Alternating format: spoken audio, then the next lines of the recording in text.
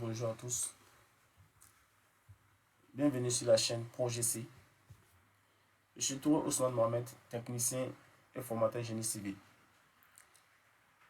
Dans la vidéo précédente sur le BAL, on a parlé du rôle du BAL. On a parlé aussi du domaine d'application du BAL.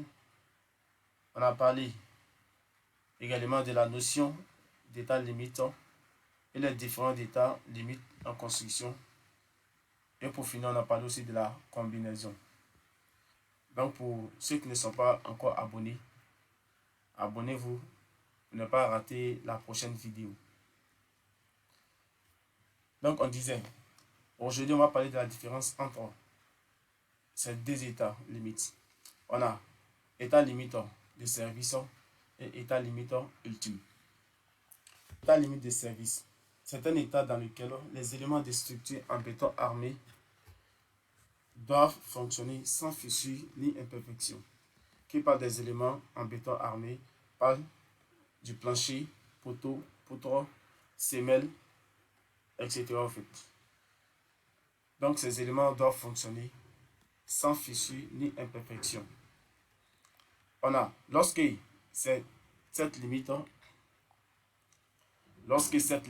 est dépassée, des fissures et des déformations peuvent apparaître, mais le bâtiment peut remplir sa fonction. Ces fissures et défauts doivent être réparés dès que possible. On voit l'exemple. Regardons ce bâtiment ensemble.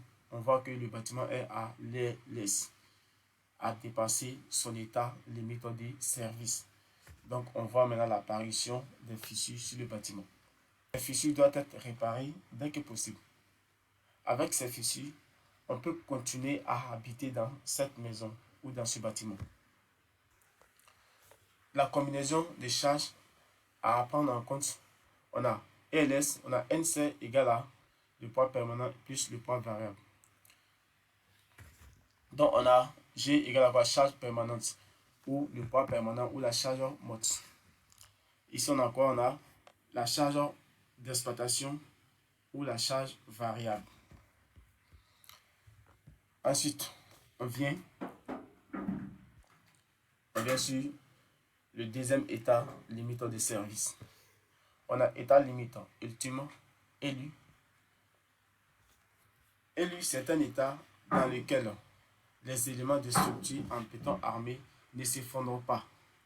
Mais une fois cette limite dépassée, le bâtiment s'écroule. Une fois cette limite dépassée, le bâtiment s'écroule. Des fissures peuvent être présentes dans cet état, mais elles ne sont pas suffisamment graves pour provoquer l'effondrement du bâtiment. Ça veut dire quoi? Une fois cet état de limite dépassé, le bâtiment va s'effondrer. Donc, on peut dire encore que aucun bâtiment n'a le droit de s'effondrer avant le dépassement d'état limitant ultime.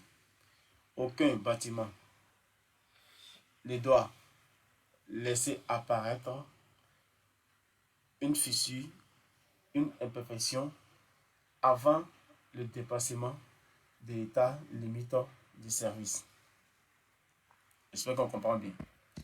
Donc à NB, on retient alors que ELS, c'est l'état des limitants qui assure le bon fonctionnement du bâtiment, tandis que ELU est un état limitant qui assure la sécurité du bien et des personnes. J'espère qu'on a bien compris maintenant la différence entre état limitant de service et état limitant ultime. Pour voir qu'on a bien compris, on va voir les exercices.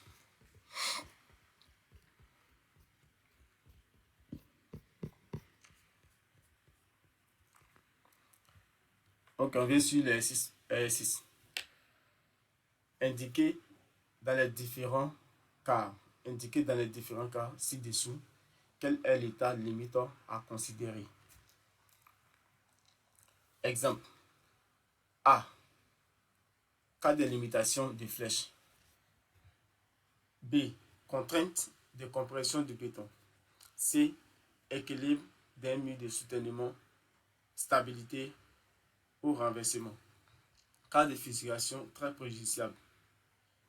Limitation des contraintes de traction d'acier. E. Les éléments ne doivent pas flamber. F. Limitation d'ouverture des fissures. Voici comment on va répondre. On va répondre dans les commentaires. On vient. Je réponds pour moi. Je donne une première réponse. Je prends A. Ok, voici comment on va répondre. On va répondre dans le commentaire. Comment? Je prends la première réponse. A. Cas de limitation des flèches. Je mets la lettre A. Je mets ELS.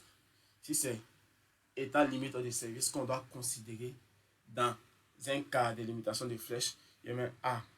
Dans ce cas, on doit considérer état limiteur de service.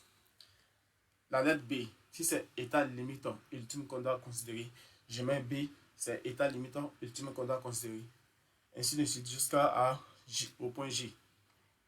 Partagez la vidéo, aimez, likez et cliquez sur la cloche de notification pour ne rien rater au fait, pour être informé, toujours informé de la prochaine vidéo.